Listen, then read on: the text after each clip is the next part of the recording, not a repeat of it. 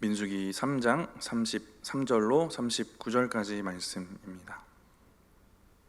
우리 한 목소리로 합독하도록 하겠습니다. 무라리에게서는 말리 종족과 무시 종족이 났으니 이들은 곧 무라리 종족들이라. 그 계수된 자 곧 1개월 이상 된 남자는 모두 6,200명이며 아비하일의 아들 수리엘은 무라리 종족과 조상의 가문 지휘관이 될 것이며 이 종족은 성막 북쪽에 진을 칠 것이며 무라리 자손이 맡은 것은 성막의 널판과 그 띠와 그 기둥과 그 받침과 그 모든 기구와 그것에 쓰는 모든 것이며 뜰 사방 기둥과 그 받침과 그 말뜻과 그 줄들이니라. 성막 앞 동쪽 곧 회막 앞 해돋는 쪽에는 모세와 아론과 아론의 아들들이 진을 치고 이스라엘 자손의 직무를 위하여 성소의 직무를 수행할 것이며 외인이 가까이 하면 죽일지니라. 모세와 아론이 여호와의 명령을 따라 레위인을 각 종족대로 계수한즉 1개월 이상 된 남자는 모두 22,000명이었더라. 아멘.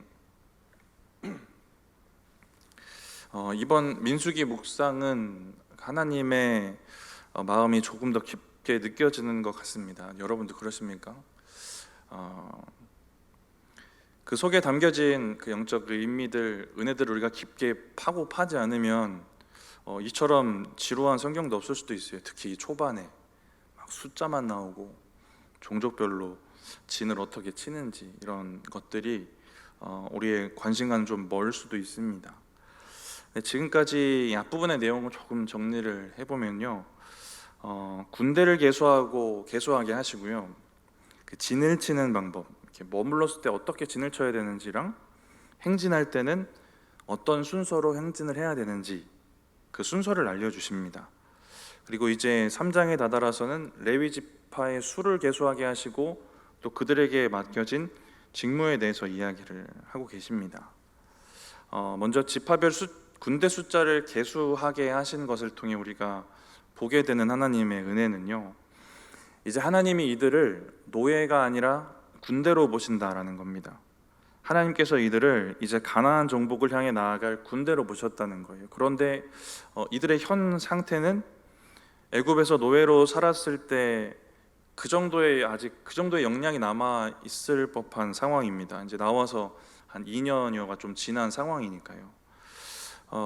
군대라고 하기에도 민망했을 수도 있습니다. 이들의 실제 상태는 상당히 부족했을 거예요. 근데 중요한 것은 하나님이 이들을 군대로 바라보시고 군대로 준비시켜 가고 계시다. 하나님이 이들을 바라보시는 정체성이 군대라는 겁니다. 이게 우리의 삶에서도 얼마나 중요하겠습니까? 저와 여러분도 나 자신이 나를 바라보는 정체성이 있으실 거고, 남이 바라보고 세상이 바라보고 기존 짓는 정체성들이 있습니다. 나는 내가 어떻게 나를 정체성을 이렇게 개념을 짓고 있는가, 내가 생각하는 것, 남이 바라보는 것, 세상이 바라보는 것들이 있죠. 근데 우리가 정말 붙잡고 살아야 되는 것, 정말 확신 있게 발견하고 바라봐야 되는 것이 하나님이 우리를, 또 나 자신을 어떻게 바라보고 계시는가입니다. 근데 오늘 본문에 하나님은 이들을 이제 군대 수를 세라고 하신 걸 보면 이제 이들에게 군대의 정체성을 주시고 그렇게 광야를 지나게 하시고 가나안을 정복하게 하시려는 이 목적을 분명히 하십니다. 두 번째는 진을 치는 방법을 명령을 하시는데요, 그 중심에 회막, 이 성막이 있습니다. 근데 이것을 통해 알 수 있는 것 한 가지는 이스라엘이 하나님을 가장 중요한 위치, 중심에 모시고 나아가야 한다는 것을 깨닫게 하시는 겁니다. 그 회막을 중심으로 사방에 레위 지파가 진을 치고요, 그 바깥쪽 사면에 이제 또 12지파가 세 지파씩 동서남북에 진을 치게 됩니다. 근데 이 진을 치는 방향이 2절에 나오는데 성막을 향하여입니다. 이것은 제가 어떤 자료를 찾아본 건 아닌데 이렇게 성막을 향해서 사방에서 다 그렇게 하면 이게 안전할까 싶은 거예요. 그렇죠? 뒤는 누가 지켜주나 이 생각이 들더라고요. 그런데 여기서 우리가 생각할 수 있는 건 어려운 곳, 힘든 곳, 광야같이 척박한 곳, 생명이 왔다 갔다 하는 그곳에서도 오직 하나님만 향해서 하나님만 바라보아야 한다는 것을 알게 하시는 것입니다. 세 번째로는 행진하는 방법, 이 순서에 대해서 말씀을 해주시는데요. 세 지파씩 네 그룹으로 나누어서 행진을 하게 하십니다. 첫 번째 유다 진영에 세 지파가 있고요. 또 두 번째 그룹에 세 지파가 있습니다. 근데 그 사이에 성막과 그것을 운반하는 레위 지파가 자리하고, 또 두 번째 세 지파와 세 번째 세 지파 사이에 또 성물과 그것을 운반하는 레위 지파가 자리합니다. 그리고 마지막 단 지파, 네 번째 단 지파 진영의 세 지파가 행진을 하게 됩니다. 이런 모습을 통해서 이들이 각자의 자리, 위치, 자기의 본분에 충성해야 되는구나, 그래야 이 이스라엘이라는 나라, 이 민족, 이 군대라는 구조가 광야에서 안전할 수 있다라는 것을 알게 하십니다. 3장부터 이어지는 레위 지파에 대한 이야기를 쭉 보면 이들이 가진 임무, 책무에 대해서 말씀을 하세요. 각자의 책임이 있고 이것에 충성하기를 가르치십니다. 그리고 또 한 가지 알 수 있는 건 이 행진 맨 앞에 법궤가 자리하고 있거든요. 하나님입니다. 하나님 임재하시는 곳, 그게 맨 앞에 자리합니다.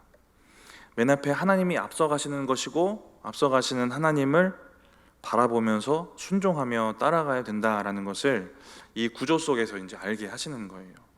그리고 레위 지파 계수에 대해서 이제 나누게 될 텐데요. 이 모든 본문들을 보면 하나님이 이들에게 뭘 하시는 것이냐 하면 광야를 지나는 믿음을 알려주시는 것 같아요. 그래서 하나님의 마음, 그 은혜가 좀 바라봐졌던 것 같습니다. 묵상하면서 하나님은 광야를 지나는 이스라엘이 어떻게 하면 괜찮을 수 있고 안전할 수 있고 그 광야를 잘 지나갈 수 있는지를 이 구조와 그 안에 담긴 그 원리들을 통해서 알게 하시는 겁니다. 이런 하나님의 마음들이 좀 느껴지는 것 같았어요. 하나님을 중심에 모시는 그 신앙의 원리들, 하나님을 향하여 살아야 되는 그 신앙의 원리들, 하나님을 따라가야 되는 것, 하나님 주신 그 본분에 충성해야 되는 것, 이런 것들을 구조 속에서 알게 하시는데, 이걸 다 종합해 보니까 하나님이 임재하시는 것을 정말 밀접하게 느끼는 삶이어야겠구나라는 생각이 들었어요. 이렇게 되면 너무 은혜롭겠는 거죠. 하나님은 광야 같은 지역을 지나더라도 이들이 살 수 있는 방법, 하나님 안에서 은혜라는 걸 누릴 수 있는 방법을 알게 하십니다. 근데 우리가 살아가는 삶을 광야로 비유하는데 은혜를 느끼기 힘들고 기쁨을 느끼기 힘들고 임재를 누리기 힘들고 이런 삶을 살아가지 않습니까? 그 가운데서도 지금 민수기에서 말하는 이 신앙의 원리가 우리 가운데 있으면 우리 가운데도 동일한 은혜를 주실 것이다 라는 걸 알게 하시는 것 같아요. 이렇게 살아가면 광야를 지날 수 있다, 더 지나서 가나안까지 다다를 수 있다, 이것을 알게 하시는 것입니다. 저와 여러분이 살아가는 인생도 광야 같을 것이고, 저희가 결국 다다라야 될 약속의 땅, 하늘의 본향도 가나안이라고 부릅니다. 그러니까 민수기에서 하나님이 이스라엘에게 주시는 말씀이 저와 여러분에게도 허락된 말씀인 줄 믿습니다. 이제 민수기를 묵상해 가시면서 이런 은혜들을 더 깊이 경험하셨으면 좋겠고요. 근데 민수기 읽다 보시면 실패의 역사도 기록되어 있어요. 이들이 이 초반에 나온 이 알려주신 이것들을 온전히 잘 지키며 가지 못하는 믿음 없는 실패의 역사도 있습니다. 이 또한 반면교사 삼으셔서 하나님의 본심을 느끼고 또 깨닫는 그 묵상의 시간들 되시기 바랍니다. 오늘 본문 같이 내용 살펴볼 때, 오늘 본문의 앞부분은 오늘 본문이 33절부터인데요. 그 앞쪽 부분이요, 3장의 그 앞부분을 보시면 레위 지파 사람들을 계수하는데 게르손 자손과 고앗 자손의 계수와 그들이 어떤 임무를 맡았는지에 대해서 말씀을 하시고요. 그리고 오늘 본문은 무라리 자손의 계수와 그들이 맡은 임무에 대해서 말씀하십니다. 총 세 종족이 이들에게 있었고, 이제 마지막 무라리 자손에 대해서 이야기를 하세요. 우리 33절 4절 말씀 우리 같이 한번 읽어보겠습니다. 무라리에게서는 말리 종족과 무시 종족이 났으니 이들은 곧 무라리 종족이라. 그 계수된 자 곧 1개월 이상 된 남자는 모두 6,200명이며 34절을 보시면 1개월 이상 된 남자의 수를 계수하고 있습니다. 다른 이스라엘 지파들을 계수할 때의 기준이랑 달라요. 민수기 1장 3절인데 같이 한번 읽어보겠습니다.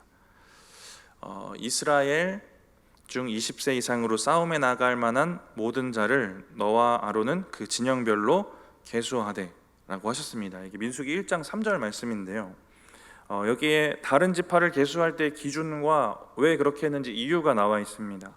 20세 이상 남자의 숫자를 계수했고, 그렇게 한 이유는 20세 이상이 싸움에 나갈 만한 자로 여겨졌기 때문에 그렇습니다. 레위 지파는 1개월 이상 된 남자의 수를 계수하고 있어요. 레위 지파가 전쟁에는 참여하지 않고 성전을 위한 일만 담당한다 라고 생각하더라도 1개월은 너무나도 어린 나이입니다. 아무것도 못할 나이예요. 하나님이 이렇게 하시는 이유는 은혜의 원리가 있는데요. 일단 레위 지파의 입장에서는 레위 지파 자체를 거룩하게 구별하신 겁니다. 그래서 그냥 그들 자체를 소유 삼으시는 거예요. 그리고 또 한 가지 이유를 찾아보면 이스라엘 전체에 있는 그 장자들은 하나님의 것입니다. 하나님의 소유를 삼으셨어요. 출애굽기 13장 12절 말씀인데요. 우리 같이 한번 읽어보겠습니다. 출애굽기 13장 12절입니다. 너는 태에서 처음 난 모든 것과 내게 있는 가축의 태에서 처음 난 것을 다 구별하여 여호와께 돌리라. 수컷은 여호와의 것이니라. 그렇기 때문에 장자들은 하나님께 드려야 하는 이 상황이 있습니다. 그런데 민수기 3장 41절, 이제 내일 본문인데요. 우리 같이 한번 읽어보겠습니다. 민수기 3장 41절입니다. 나는 여호와라. 이스라엘 자손 중 모든 처음 태어난 자 대신에 레위인을 내게 돌리고, 또 이스라엘 자손의 가축 중 모든 처음 태어난 것 대신에 레위인의 가축을 내게 돌리라. 처음 난 장자를 하나님께 드려야 되는 상황인데, 하나님이 이것을 대신할 방법, 은혜의 원리, 이 방법을 이들에게 마련해 주셨는데 무엇이었냐면 레위인입니다. 이스라엘의 장자를 대신해서 레위인을 택하시고 그들을 하나님의 소유로 삼으시는 거예요. 장자를 대신해서. 근데 문제가 하나 생길 수가 있습니다. 어떤 문제냐면 이스라엘의 장자 수보다 레위인이 많으면 상관없는데 이스라엘의 장자 수보다 레위인의 숫자가 적을 경우입니다. 그러면 이스라엘의 나머지 장자는 그냥 다 죽어야 됩니까? 아니겠죠. 근데 실제로 이런 상황이 민수기 초반부 이스라엘에게 생겨요. 근데 하나님이 그냥 죽도록 내버려 두지 않으시고 하나님이 생명의 속전이라는 것을 법으로 정해 주셔서 이 금액으로 지불할 수 있는 방법을 마련해 주십니다. 이게 민수기 3장 47절에 나오게 되고요. 레위를 택하시고 레위를 통해 이스라엘의 장자를 대신하게 하시고 수가 안 맞으면 속전으로 대신 지불하게 하시고, 왜 이렇게 결국 복잡하게 이 결론 지점으로 가셨을까? 이렇게 복잡한 구조를 통해서 이스라엘은 빠짐없이 이게 결국은 하나님의 소유가 되기는 됩니다. 근데 그냥 택하시고 은혜 주시면 되지 왜 이런 구조를 만드셨을까? 이것을 통해서 이스라엘에게 대가를 주고 자기의 소유를 삼으시는 이 하나님의 사랑의 원리를 알게 하시는 겁니다. 이제 이 원리가 이어져서 예수 그리스도의 그 은혜까지 오는 거예요. 그 원리가 가장 위대하게 적용된 게 예수 그리스도의 죽으심입니다. 우리 디모데전서 2장 6절 말씀 같이 한번 읽어보겠습니다. 디모데전서 2장 6절입니다. 그가 모든 사람을 위하여 자기를 대속물로 주셨으니 기약에 이르러 주신 증거니라. 예수 그리스도가 대속물로 오셨다. 대신 대가를 지불하는 존재로 온 겁니다. 대속물. 이로 인해서 우리가 자유함도 얻었고 생명도 얻었고 구원도 얻은 거예요. 이런 사랑의 원리를 구약에서도 알게 하시는 겁니다. 이러한 은혜의 원리들, 그냥 하나님의 진짜 주권적이고 조건 없는 이 은혜의 원리들이 이런 구조 속에서 계속해서 드러나고 있습니다. 유다를 맨 첫 지파로 앞세우는 장면도 그렇고요. 이 레위를 택하는 것도 레위의 자격을 찾아볼래야 찾아볼 수가 없거든요. 오히려 그 세겜 족속을 살인을 저질렀던 그 살인 사건이 기억날 뿐이고 이들의 자격을 찾을 수는 없습니다. 그럼에도 주시는 하나님의 이 주권적인 은혜들, 또 이런 1개월 된 자까지 택하셔서 또 장자들을 대신하게 하신 은혜의 원리들을 우리가 볼 수 있습니다. 이런 이 숫자에 대해서 이런 원리들이 있고요. 숫자에 대한 얘기를 하나 더 같이 나누고 싶은데 34절에 1개월 이상 된 남자가 6,200명입니다. 성경을 펴고 계시면 22절 보시면 게르손 자손이 7,500명이고요. 28절에 고핫 자손이 8,600명입니다. 이제 이걸 다 합치면 레위인 전체의 1개월 이상 된 남자의 숫자가 되는 거예요. 자, 그러면 우리 이제 39절을 읽어보겠습니다. 오늘 본문 39절입니다. 모세와 아론이 여호와의 명령을 따라 레위인을 각 종족대로 계수한즉 1개월 이상 된 남자는 모두 22,000명이었더라. 1개월 이상 된 남자의 총 합이 22,000명이라고 합니다. 이게 뭔가 이상한 게 느껴지셨다면 진짜 수학을 엄청 잘하시는 분이거나 아니면 제가 불러드린 숫자를 다 적고 더해 보셨거나 일 텐데, 네, 안 이상한 표정이네요. 이 표정은 전혀 이상하지 않는 표정인데, 이게 왜 이상하냐면요, 게르손 7,500, 고핫 자손 8,600, 무라리 6,200을 더하면 22,300명이거든요. 39절에 몇 명이라고 나왔습니까? 22,000명이라고 나왔습니다. 300명 차이가 나고요. 여러 가지 해석이 있었는데, 첫 번째는 22절에 게르손 자손의 숫자 7,500명에서 그 500을 뜻하는 단어가 있는데 200을 뜻하는 단어랑 혼동해서 잘못 기록했다라는 견해입니다. 그래서 그때 기록했던 글씨, 그걸 막 옮겨 적었던 그 글씨 히브리어를 원어를 찾아보니까 제가 보기에는 혼동하기에는 글자가 너무 달라요. 이게 첫 번째 견해고요. 두 번째는 비슷한 주장인데 28절에 고핫 자손들의 숫자 8,600명에서 그 6이라는 글자와 3이라는 글자를 혼동해서 잘못 적었다는 견해입니다. 근데 이걸 보니까 3을 뜻하는 히브리어가 샬롯이고 6을 뜻하는 히브리어가 쉐시인데요. 이건 좀 가능성이 좀 있어 보이는 게 3을 뜻하는 단어가 세 글자인데 맨 앞과 뒤에 글자를 갖다 붙이니까 이 6이라는 히브리어가 되더라고요. 이거는 좀 헷갈릴 만할 것 같다는 생각이 들었고, 세 번째는 서기관들이 이제 필사를 할 때 이 300명이라는 숫자를 생략했다, 그냥 생략했다라는 주장도 있어요. 그리고 네 번째는 레위 종족 가운데 장자들의 수를 뺐기 때문에 22,000명이 되었다라는 견해가 있고, 이게 가장 지지받는 주장 같아요. 어떤 주석을 보니까 그러니까 6과 3을 헷갈렸다, 이것을 택해서 말씀하시는 분도 있는데 가장 지지받는 거는 이 네 번째 주장입니다. 레위 족속 가운데 장자들의 수를 뺀 숫자라는 견해예요. 이제 앞서 말씀드렸던 이야기를 좀 떠올려 보시면 되는데, 다른 지파의 장자들이 그들을 대신할 대가를 레위 지파로 지불한 것 아니겠습니까? 그러니까 레위 지파의 장자들도 하나님의 것으로 대가를 지불해야 되는 존재이기 때문에 그렇다는 거예요. 그래서 대가를 지불해야 되는 사람이 다른 사람을 대신할 수 없다라는 주장입니다.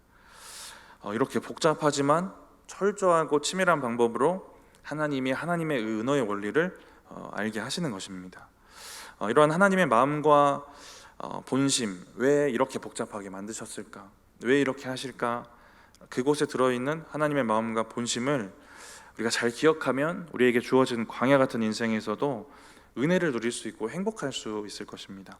이런 은혜가 저와 여러분에게 있기를 바랍니다. 하나님이 인도하셔서 우리가 걸어가더라도 그 현장은 광야 같은 인생이거든요.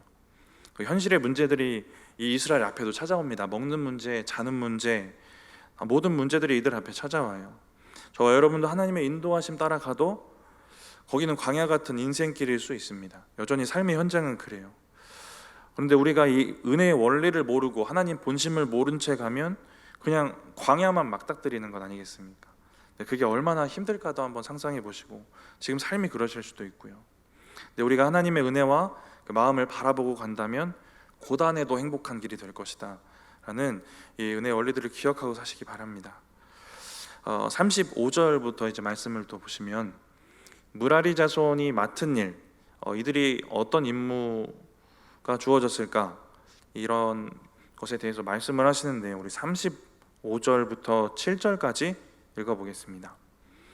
아비하일의 아들 수리엘은 므라리 종족과 조상의 가문의 지휘관이 될 것이요 이 종족은 성막 북쪽에 진을 칠 것이며 므라리 자손이 맡을 것은 성막의 널판과 그 띠와 그 기둥과 그 받침과 그 모든 기구와 그것에 쓰는 모든 것이며 뜰 사방 기둥과 그 받침과 그 말뚝과 그 줄들이니라.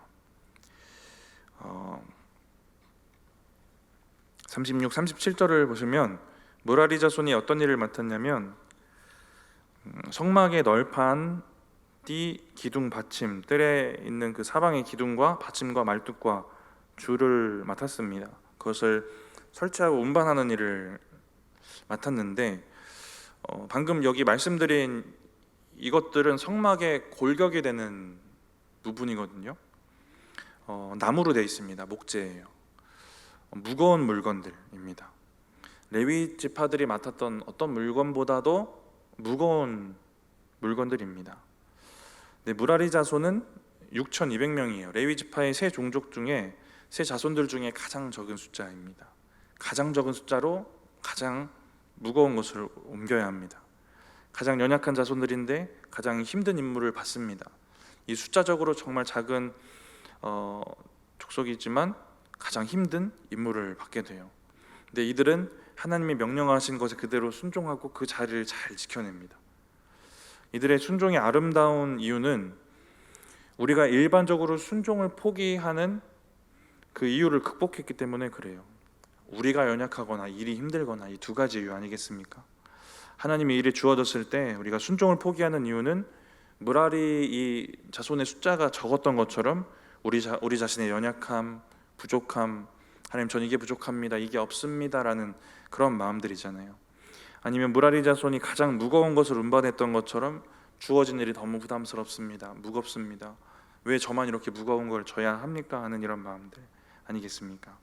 이런 마음들이 우리의 삶과 신앙과 우리의 교회 생활 가운데 찾아올 때에 오늘 므라리 자손의 순종을 기억하면 좋을 것 같습니다. 서두에 말씀드린 것처럼 맡은 책임, 위치를 잘 지키는 것이 이들의 공동체를 지켜내는 일이기도 했거든요. 저와 여러분이 감당하는 일이 무겁더라도 좁게는 가정이고 조금 넓혀서는 교회이고 그리고 하나님의 나라까지 지켜지고 세워가는 일이 된다라는 것을 믿으시기 바랍니다. 므라리 자손이 운반하는 물건 중에 널판과 받침이 있습니다. 널판과 받침, 이것을 둥글게 세워놓고 그 위에 덮개를 4번이나 덮어서 성막을 만드는 건데요. 널판과 받침은 뼈대입니다. 그래서 교회의 뼈대가 되는 말씀이라고 생각하기도 하고요, 교회를 이루는 성도라고 생각하기도 합니다. 그리고 띠가 있는데 이것은 세로로 세워놓은 널판과 그 받침들을 가로로 이어주는 역할을 합니다. 그 널판과 받침을 성도라고 생각했으면 이건 연합이라고 생각할 수 있을 거예요. 말씀으로 충만한 성도가 서로 연합해서 자기 자리, 자기 위치를 지키고 책임을 다하면 교회가 든든하게 서 있게 된다라는 겁니다. 성막의 기둥 널판, 이것을 띠로 엮어서 성막을 견고하게 서 있게 한 것처럼 교회가 든든하고 견고하게 서 있을 수 있도록 한다라는 겁니다. 지금 본문의 이스라엘에게도 이런 영적 원리가 필요했을 거예요. 그 성막을 짓는 부분뿐만 아니라 그들이 지나가는 광야에서의 삶, 그 가운데도 이런 원리가 필요했을 겁니다. 그들의 공동체, 그들의 민족에게도 동일한 은혜가 필요했다라는 것입니다. 이 널판과 띠를 만드는 재료를 생각해 보면 조각목이라는 나무인데요, 아카시아 나무입니다. 이 나무가 어떤 나무일까? 아마 거의 모르실 텐데 그냥 우리가 상식적으로 생각해 봐도 단단해야 되지 않겠습니까? 단단하니까 무겁고요, 단단하니까 깎고 다듬기가 어렵습니다. 근데 깎고 다듬어서 다른 널판, 다른 받침과도 잘 들어맞아야, 그리고 가로로 고정하는 띠와도 잘 들어맞아야 이 구조가 완성이 되는 겁니다. 조금만 덜 깎여도 맞지 않고요, 하나만 맞지 않아도 성막의 견고함이 떨어지게 되는 겁니다. 다시 한번 우리가 이 골격을 이루는 한 사람의 성도라고 생각을 해보면 우리의 연합이 그 뼈대를 이어주는 띠라고 생각을 해본다면 우리의 모습이 잘 깎고 다듬어져야 방금 말씀드린 이 은혜로운 모양들이 이루어지겠구나라는 걸 알 수 있습니다. 더 깎이고 다듬어져야 교회를 든든히 세우는 뼈대가 되는 겁니다. 근데 정교하게 다듬어야 되거든요. 먼저 돌아볼 거는 굵직하게 다듬어야 될 건 아마 많이 다듬어 주셨을 것 같고요. 이미 지나온 세월 가운데 정말 정밀하게 다듬어야 되는 사소한 부분까지도 더 깎여지시면 어떤 일이 일어나는 거냐면 교회가 든든하게 세워지는 겁니다. 교회를 든든히 세우는 뼈대가 되기 위해서 내가 깎여지고 다듬어야 되는 작은 부분부터 하나씩 돌아보시면 좋을 것 같습니다. 제가 이번 기간별 수련회 그 세미나 주제로 생각하고 준비한 게 말이거든요. 제가 젊었을 때부터, 지금도 젊은데 더 젊었을 때부터 고민하고 하나님 앞에서 씨름해온 부분이 말입니다. 근데 여전히 정밀하게 들여다보면 깎여야 될 부분이 너무 많은 것 같아요. 우리 개개인마다 깎여져야 되고 다듬어져야 될 부분이 분명히 있습니다. 뭘 자꾸 깎으라고 하십니까? 이런 생각을 하실 수도 있는데 정밀하게 들여다보면 하나님 앞에 깎여야 될 게 없는 사람이 없을 거예요. 그리고 우리가 연합과 화목, 화합 그렇게 견고히 세워지는 공동체, 교회 이런 큰 그림, 이 아름다운 결과들을 좀 바라볼 수 있으면 좋겠습니다. 우리의 성품이나 인격적인 부분일 수도 있고요, 우리의 주장이나 이기주의일 수도 있고 뭔가 꺾여지고 다듬어져야 될 그런 부분들을 생각해 보시기 바랍니다. 네, 깎여지는 것이 우리의 힘으로 잘 되지 않습니다. 우리의 힘으로 깎으면 깎는 것도 힘들고 깎아봐야 완벽하게 깎여지지도 않고, 제가 말에 대해 고민하면서 예전에 여러 가지 신앙 도서를 찾고 찾아서 보고 또 보고 하다가 무슨 책까지 봤냐면 불교의 지금 스님 이름이 기억이 안 나는데 불교의 어떤 스님이 쓰신 잠언집을 봤는데 거기서 하는 얘기랑 성경에서 말에 대해 하는 얘기랑 관점이 비슷할까요? 안 비슷할까요? 안 비슷했으면 좋겠지만 비슷한 게 꽤 많더라고요. 네.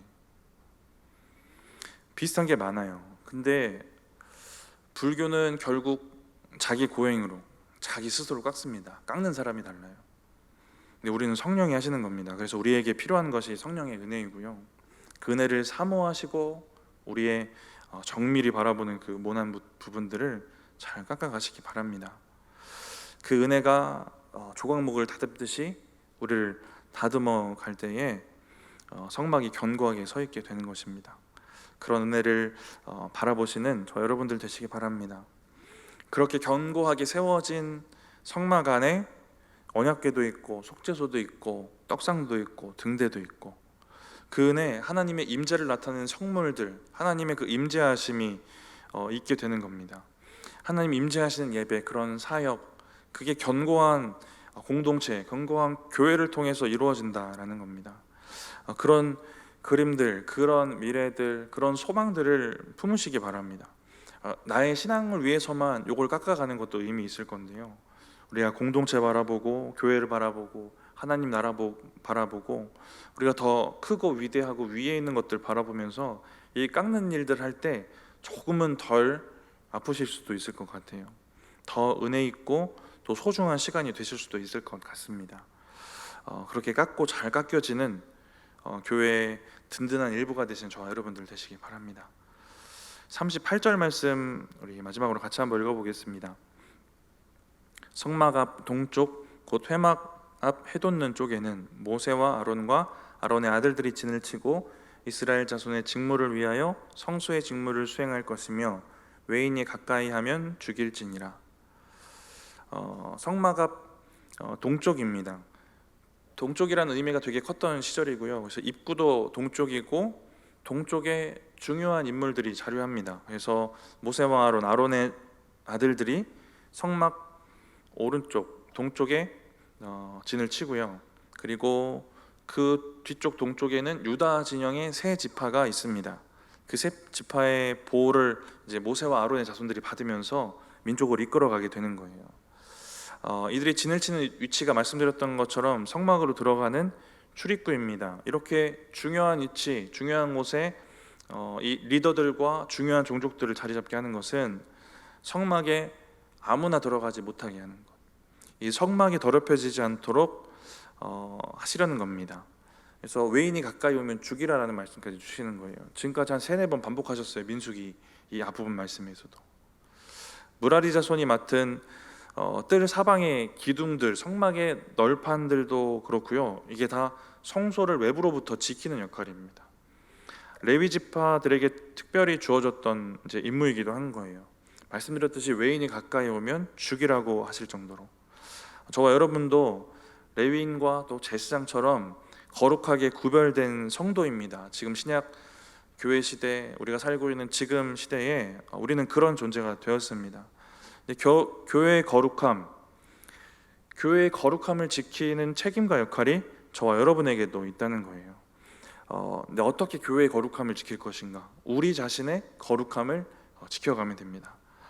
바울도 그런 마음이 있었는데요. 바울이 자기의 거룩함을 지켜서 교회의 거룩함을 지키고 또 한 가지 하나님의 말씀의 거룩함, 복음의 거룩함, 그 전도하는 일에 대한 거룩함을 이제 지켜내게 됩니다. 고린도후서 6장 3절 말씀인데요. 우리 같이 한번 읽어보겠습니다. 우리가 이 직분이 비방을 받지 않게 하려고 무엇이든지 아무에게도 거리끼지 않게 하고 아무에게도 거리끼지 않게 하였다. 흠잡힐 일을 만들지 않았다는 겁니다. 삶에 있어서 자기의 거룩을 잘 지켰다는 거예요. 근데 왜 그렇게 했냐면 이 직분이 비방받지 않게 하려고, 바울이 가지고 있는 복음 전하는 자의 직분, 그 복음 전하는 일이 어려움을 겪지 않고 회방당하지 않도록 자기의 거룩함을 지켜가는 겁니다. 저와 여러분이 지켜가는 우리의 거룩함이 교회의 거룩함을 지키고 하나님의 말씀의 거룩함, 복음의 거룩함을 지키고 그렇게 하나님 나라를 지켜가는 것입니다.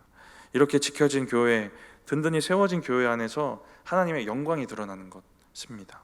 하나님은 거룩한 곳에 거하시니까요. 하나님의 거룩이 보존된 곳에 하나님의 영광이 드러나고 그 역사의 순간에, 그 현장에 저와 여러분들이 있기를 바랍니다. 이러한 은혜가 저와 여러분의 삶과 가정과 교회 안에 있기를 축복합니다.